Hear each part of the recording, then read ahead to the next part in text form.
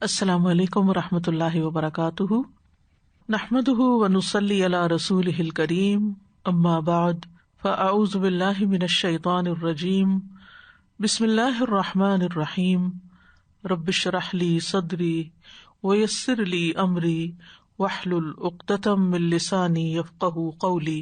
سورۃ النساء کی آیت نمبر 131۔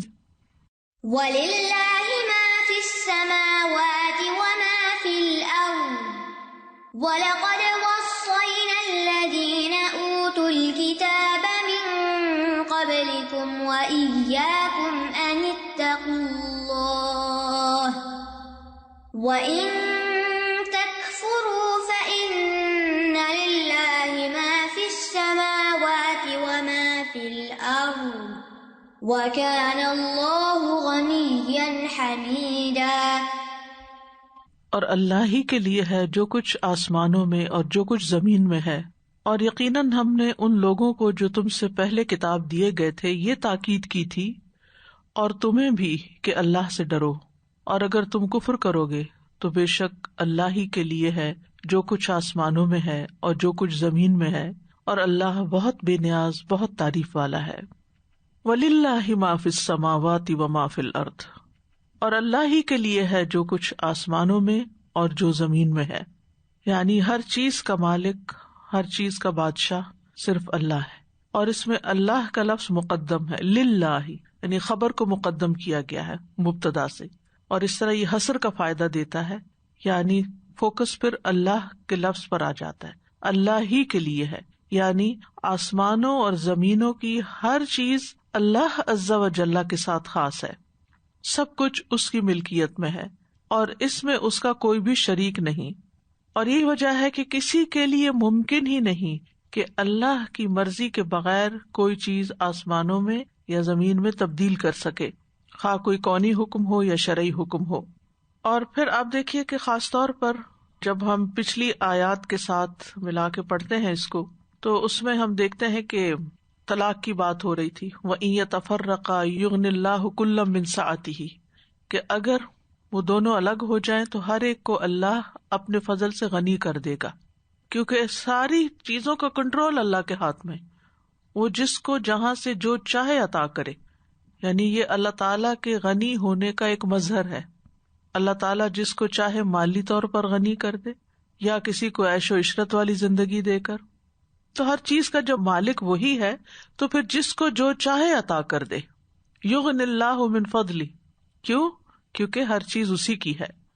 وَلَقَدْ وَصَّيْنَا الَّذِينَ أُوتُوا الْكِتَابَ مِن قَبْلِكُمْ وَإِيَّاكُمْ أَنِ اتَّقُوا اللَّهَ، اور یقیناً ہم نے وصیت کی، یعنی تاکیدی حکم دیا ان لوگوں کو جو کتاب دیے گئے تم سے پہلے اور تمہیں بھی، کس بات کا؟ کہ اللہ سے ڈرو۔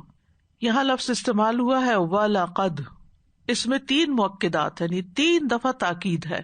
واو قسم کی ہے، لام تاکید کا ہے، اور قد ویسے حرف تحقیق یعنی تاکید کا حرف ہے، اور پھر لفظ وصینا ہے، تاکیدی عہد، یعنی جس حکم کی تاکید کی جائے۔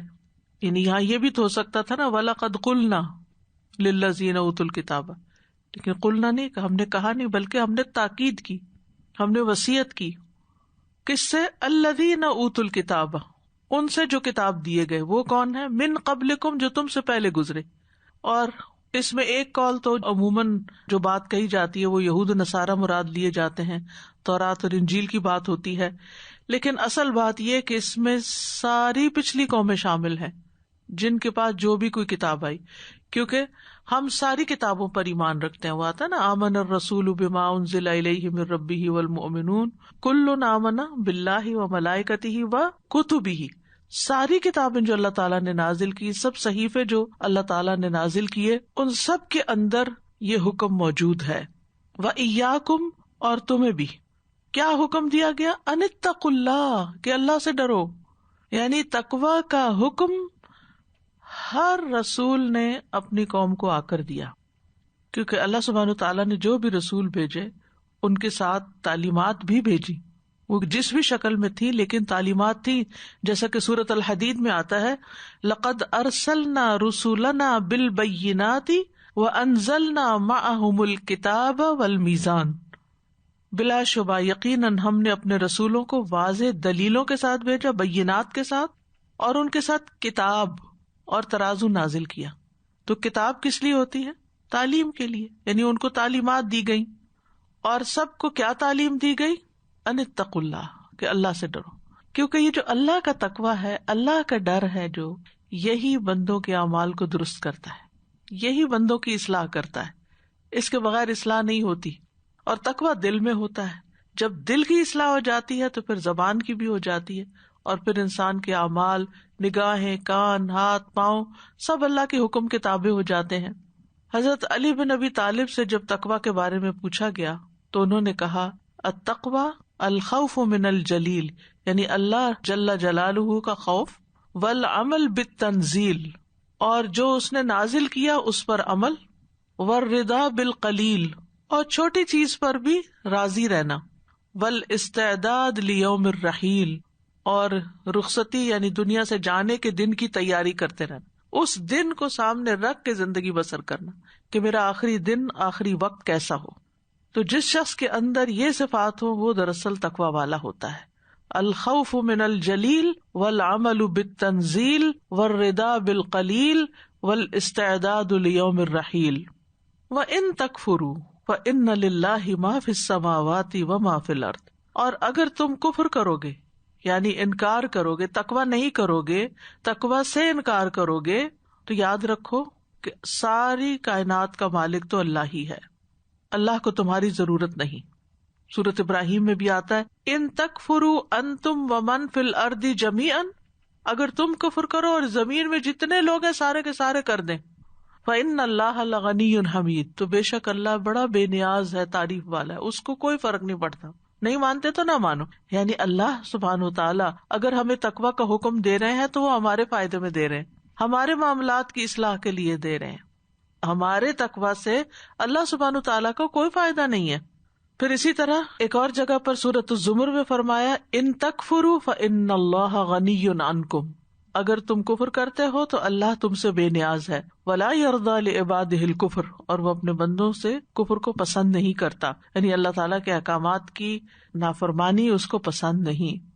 اور جہاں بھی کفر کی بات آئی وہاں بھی اللہ تعالیٰ کے غنی ہونے کی بات آئی. ایک اور جگہ سورۃ النمل میں آتا ہے ومن کفر فإن ربی غنی کریم، جو ناشکری کرے گا، کفر کرے گا تو میرا رب بڑا بے نیاز ہے، اسے کوئی فرق نہیں پڑتا، اس کا کوئی نقصان نہیں. تو اس بات کو ہم سب کو اچھی طرح سمجھ لینا چاہیے کہ اللہ تعالیٰ کی اطاعت اور اللہ تعالیٰ کا تقویٰ یہ سراسر ہمارے اپنے ہی فائدے میں ہے، اس سے رب العزت کو کوئی فائدہ نہیں. یعنی اللہ تعالیٰ کو مخلوق کی نافرمانی سے کوئی نقصان نہیں پہنچتا. خاندانی ازدواجی گھریلو زندگی کے بارے میں آیات تھی اس سے پچھلی، یعنی اگر تم ایک دوسرے پہ ظلم کرتے ہو، ایک دوسرے کا حق نہیں دیتے، ایک دوسرے کے ساتھ زیادتی کرتے ہو تو پھر اپنا ہی نقصان کرو گے. اور ہم دیکھتے ہیں کہ دنیا میں بھی لوگوں کی زندگی جہنم بن جاتی ہے.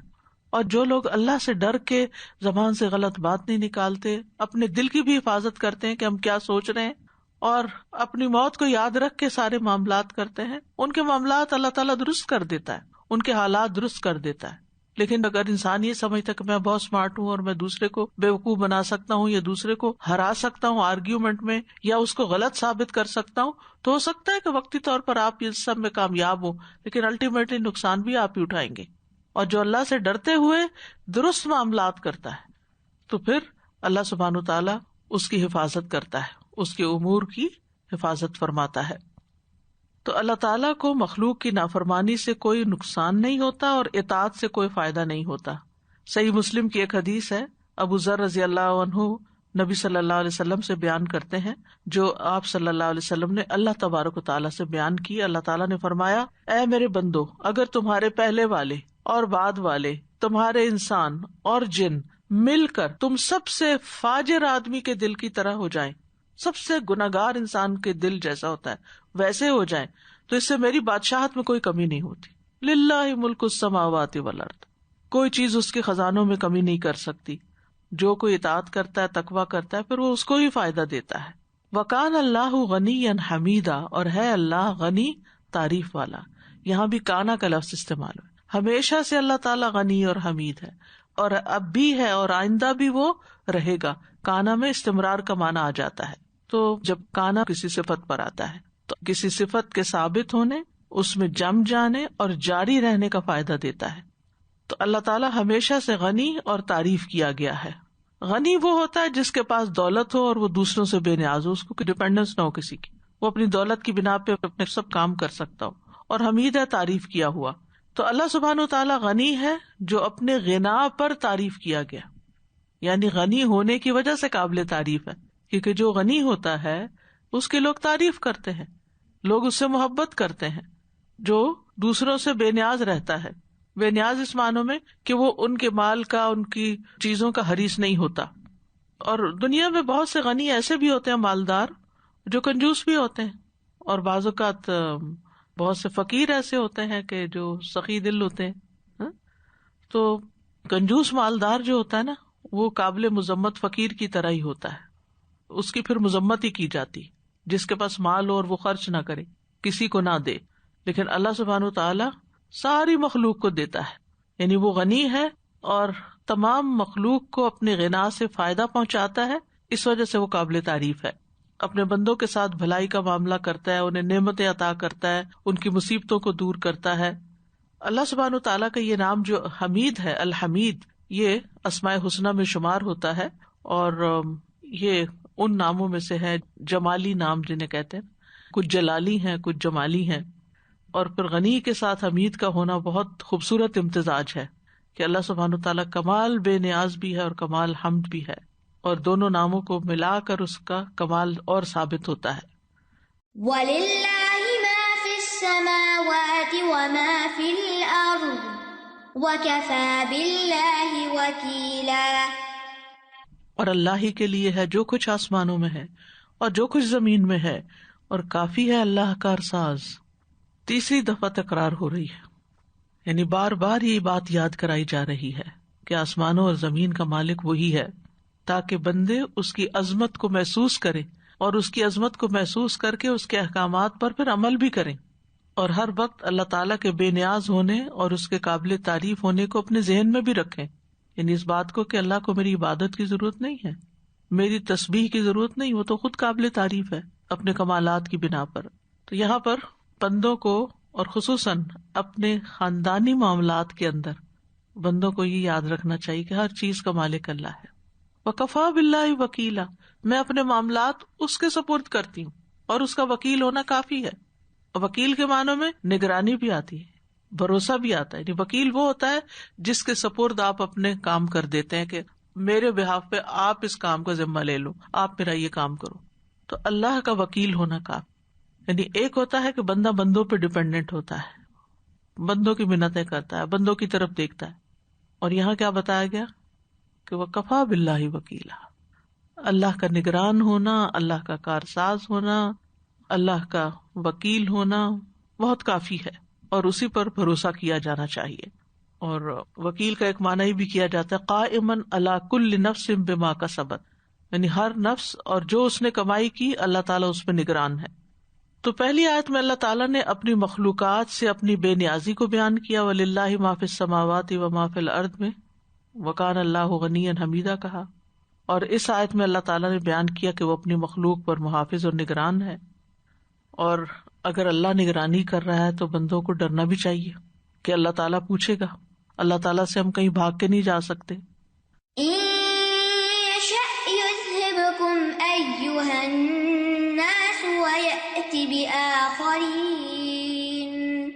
وَكَانَ اللَّهُ عَلَى ذَلِكَ قَدِيرًا. اے لوگو، اگر وہ چاہے تو تم سب کو لے جائے اور دوسروں کو لے آئے، اور اللہ اس پر بہت قدرت رکھنے والا ہے. اللہ اکبر. یعنی اگر تم اللہ کی نافرمانی کرتے رہو گے تو پھر اللہ سبحانہ تعالیٰ تم سے یہ نعمتیں لے لے گا، تمہارے عمل کا موقع چھین لے گا، تمہیں لے جائے گا اور کوئی اور مخلوق لے آئے گا جو اس کی عبادت گزار ہوگی، شکر گزار ہوگی. یعنی اللہ تعالیٰ کے لیے کچھ مشکل نہیں کہ تمہیں ختم کر دے، کہ تمہارا نام نشان بھی نہ رہے. اور پھر ایھا الناس کہا گیا، اے لوگو، جس میں کافر مومن سب شامل ہیں. اور جب خاص طور پر پکار کے کوئی بات کہی جاتی ہے، یعنی اگر یہ ایھا الناس نہ بھی ہو، ان یشاء یذھبکم ویأتی بآخرین بھی آتا ہے نا، لیکن ایھا الناس کہہ کے تنبیہ کی گئی، اے لوگو سنو، اللہ کے پورے اختیار میں ہے. یعنی تم اللہ کی مجبوری نہیں ہو کہ اب تمہیں پیدا کر لیے تو اب تمہیں وہ یہاں سے ہٹا نہیں سکتا. وہ پوری طرح قادر ہے اس بات پر کہ تمہیں یہاں سے لے جائے اور کچھ اور لوگوں کو لے آئے جو اللہ کا تقوی اختیار کریں. تو اللہ سبحانہ و تعالیٰ کے احکامات کو ضائع کرنا جو ہے وہ انسان کو اللہ کی نگاہ میں گرا دیتا ہے، حقیر بنا دیتا ہے. اللہ کے نزدیک عزت والا کون ہے؟ تقوی والا. ان اکرمکم عند اللہ اتقاکم. اور جب انسان اللہ سے نہیں ڈرتا اور اللہ کی فرمانبرداری نہیں کرتا تو پھر اللہ کی نگاہ میں بہت چھوٹا ہو جاتا ہے. اللہ تعالیٰ کو اس کی کوئی پرواہ نہیں ہوتی. تو اللہ تعالیٰ نافرمان بندوں پر پوری طرح قادر ہے. سورۃ محمد میں آتا ہے وَإِن تَتَوَلَّوْا يَسْتَبْدِلْ قَوْمًا غَيْرَكُمْ ثُمَّ لَا يَكُونُوا أَمْثَالَكُمْ. اگر تم پھر جاؤ گے یعنی اللہ کی اطاعت سے منہ موڑ جاؤ گے تو وہ تمہاری جگہ تمہارے علاوہ کچھ اور لوگوں کو لے آئے گا، پھر وہ تمہاری طرح نہیں ہوں گے. اور یہ بھی ایک حقیقت ہے کہ انسان جب نعمتوں کی ناقدری کرتا ہے اور سب سے بڑی نعمت دین کی اور دین کے علم کی تو پھر اللہ سبحانہ تعالیٰ وہ نعمتیں ان سے لے لیتا ہے. سورۃ ابراہیم میں بھی آتا ہے ان یشاء یذھبکم ویأتی بخلق جدید. اگر وہ چاہے تو تمہیں لے جائے اور ایک نئی مخلوق لے آئے. وما ذلک علی اللہ بعزیز. اور یہ چیز اللہ تعالیٰ پر کچھ بھی مشکل نہیں ہے، اللہ کے لیے کچھ مشکل نہیں. وکان اللہ علی ذلک قدیرا. اور اللہ اس پر پوری طرح قدرت رکھتا ہے، یعنی تمہیں ختم کرنے اور دوسروں کو لانے پر پوری طرح قادر ہے. یعنی قوت اور قدرت یہ دونوں اللہ کے پاس ہے.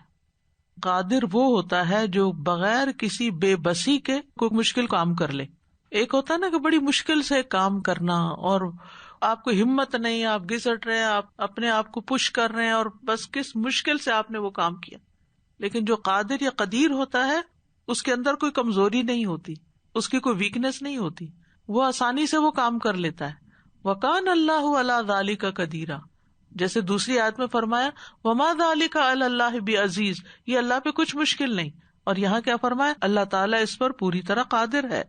انسانوں کے اندر کمزوری ہے اور انسان کبھی طاقتور ہوتا ہے کبھی کمزور ہوتا ہے. اللہ تعالیٰ ہمارے بارے میں فرماتے سورۃ الروم میں اللہ الذی خلقکم من ضعف ثم جعل من بعد ضعف قوة ثم جعل من بعد قوة ضعفا وشیبہ. اللہ وہ ہے جس نے تمہیں کمزوری سے پیدا کیا، پھر کمزوری کے بعد قوت دی، پھر قوت کے بعد کمزوری اور بڑھاپا دیا. یعنی انسانوں کے تو یہ حالات ہیں، کمزور پیدا ہوتا ہے اور پھر کچھ طاقت آتی ہے پھر کمزوری کی طرف چل پڑتا ہے. لیکن اللہ سبحانہ تعالیٰ کے اندر ایسی کوئی کمزوری نہیں.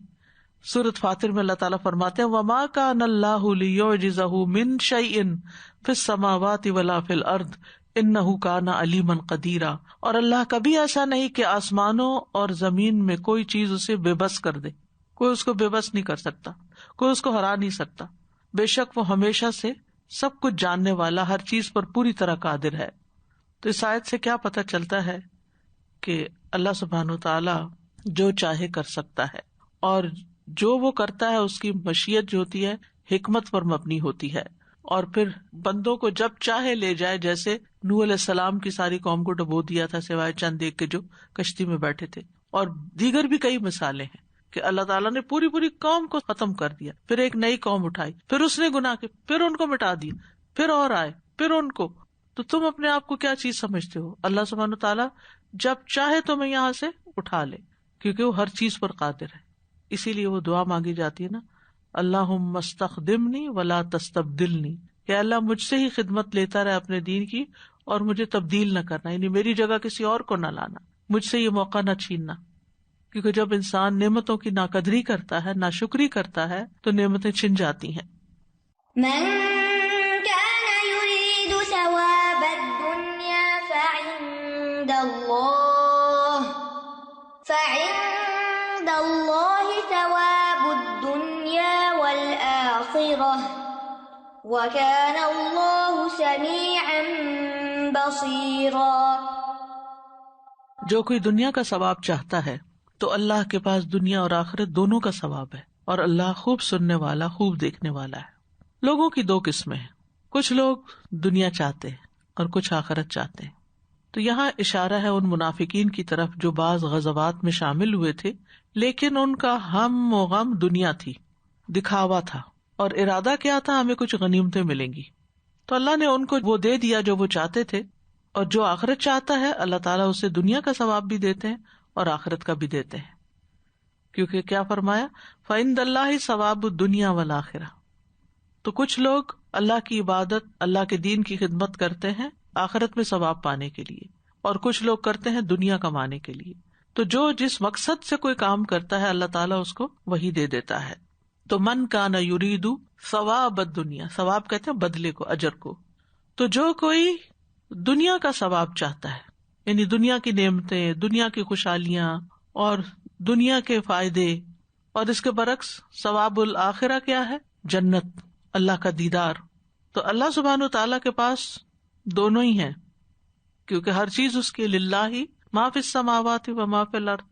لیکن انسان یہ سوچے کہ ثواب الدنیا گھٹنے والا اور فنا ہونے والا ہے. دنیا میں جو بدلہ انسان کو ملتا ہے، جو بھی کوئی چیز ملتی ہے، مال ملتا ہے یا کوئی اور چیز، تو آہستہ آہستہ کم ہو جاتی. ایون فیم، نیم، وہ بھی تھوڑے دن کے بعد کوئی اور سیلیبریٹی آ جاتا ہے، کوئی اور بڑا آ جاتا ہے، لوگ اس کے پیچھے دوڑ پڑتے ہیں اور پچھلے کو چھوڑ دیتے ہیں. اسی طرح خاندانی زندگی میں بھی آپ دیکھیں کہ مثلاً ایک بہو آتی ہے، وہ بڑی خدمت کرتی ہے، اپنا بڑا نام کماتی ہے، اس کے بعد ایک اور آتی ہے جو بڑے مالدار گھر سے آتی ہے، وہ پچھلی کی خدمتوں کو بھول کے وہ ساری تعریف اور ساری چاہتیں وہ نئی کے ساتھ شروع ہو جاتی ہیں. بہت دفعہ ایسی مثالیں ملتی ہیں کہ دنیا کی کوئی بھی چیز جو ہے پرماننٹ نہیں ہے، فنا ہونے والی ہے، لیکن آخرت اس کو فنا ہی کوئی نہیں، وہ ہمیشہ باقی رہنے والی ہے. تو جو بندہ جس چیز کا ارادہ کرتا ہے، جو چیز اس کے دل میں ہوتی ہے، اس کے مطابق وہ کام کرتا ہے، حالانکہ دیکھنے میں کام ایک جیسا ہی لگ رہا ہوتا ہے، تو پھر اللہ سبحانہ وتعالیٰ جو اپنے لیے جو کچھ چاہتا ہے پھر اس کے مطابق دیتا ہے. تو عقل مند وہ ہے جو آخرت کے ثواب کو دنیا کے ثواب پہ ترجیح دے. تو جو اللہ کا تقوی اختیار کرتا ہے وہ دونوں جہانوں کی بھلائیاں پا لیتا ہے. تو انسان کو یہ آیت متنبہ کر رہی ہے کہ دنیا کی طلب اور تلاش آخرت کی طلب سے پھیر نہ دے، بلکہ دنیا کی قیمت پر آخرت کمائے، آخرت کی قیمت پر دنیا کے پیچھے نہ جائے. جیسے سورۃ القصص میں قارون کا قصہ آتا ہے، تو اس کو لوگوں نے کیا مشورہ دیا تھا، وَابْتَغِ فِيمَا آتَاكَ اللَّهُ الدَّارَ الْآخِرَةَ وَلَا تَنْسَ نَصِيبَكَ مِنَ الدُّنْيَا. اللہ نے جو کچھ تمہیں دیا ہے اس میں آخرت کا گھر تلاش کرو، یعنی اپنے اس مال سے آخرت بناؤ اور دنیا سے اپنا حصہ مت بھولو. یعنی آخرت بنانے کا مطلب یہ نہیں ہوتا کہ انسان دنیا بالکل چھوڑ کے کہیں جنگلوں میں نکل جائے. ہمیں کیا سکھایا گیا کہ اللہ تعالیٰ سے دنیا اور آخرت دونوں کی بھلائی مانگی جائے، صرف دنیا نہیں اور صرف آخرت نہیں، بلکہ دنیا اور آخرت دونوں. فَمِنَ النَّاسِ مَن يَقُولُ رَبَّنَا آتِنَا فِي الدُّنْيَا وَمَا لَهُ فِي الْآخِرَةِ مِنْ خَلَاقٍ وَمِنْهُم مَن يَقُولُ رَبَّنَا آتِنَا فِي الدُّنْيَا حَسَنَةً وَفِي الْآخِرَةِ حَسَنَةً وَقِنَا عَذَابَ النَّارِ أُولَئِكَ لَهُمْ نَصِيبٌ مِّمَّا كَسَبُوا وَاللَّهُ سَرِيعُ الْحِسَابِ. یہ وہ لوگ ہیں جن کے لیے اس میں سے ایک حصہ ہے جو انہوں نے کمایا، اور اللہ بہت جلد حساب لینے والا ہے. اور ایک اور بات یاد رہے کہ دنیا چاہنے والوں کو دنیا بھی ان کی چاہت کے مطابق پوری نہیں ملتی، جتنی اللہ چاہتا ہے اتنی ہی دیتا ہے، لیکن وہ آخرت کا تو ارادہ ہی نہیں کرتا، لہٰذا اس کے تو اجر سے محروم ہو جاتا ہے. تو جو شخص دنیا کا ارادہ کرتا ہے وہ ساری دنیا حاصل نہیں کر سکتا. اللہ تعالیٰ فرماتے ہیں من کان یرید العاجلۃ عجلنا لہ فیہا ما نشاء لمن نرید. جو جلد ملنے والی دنیا چاہتا ہے ہم اس کو جلدی دے دیتے ہیں اس میں سے جتنا ہم چاہتے ہیں. جو اللہ چاہتا ہے جتنا چاہتا ہے بس اتنا ملتا ہے. انسان کو دنیا میں اس کی ساری تمنا اور خواہشات کے مطابق نہیں ملتا. ہر تمنا یہاں پوری نہیں ہوتی جتنی بھی آپ بھاگ دوڑ کر لیں. لیکن جو شخص آخرت کو ذہن میں رکھ کے کام کرتا ہے تو ایسا نہیں ہوتا کہ اللہ تعالیٰ اسے دنیا سے محروم کر دیتا ہے. من کان یرید حرث الآخرۃ نزد لہ فی حرثہ.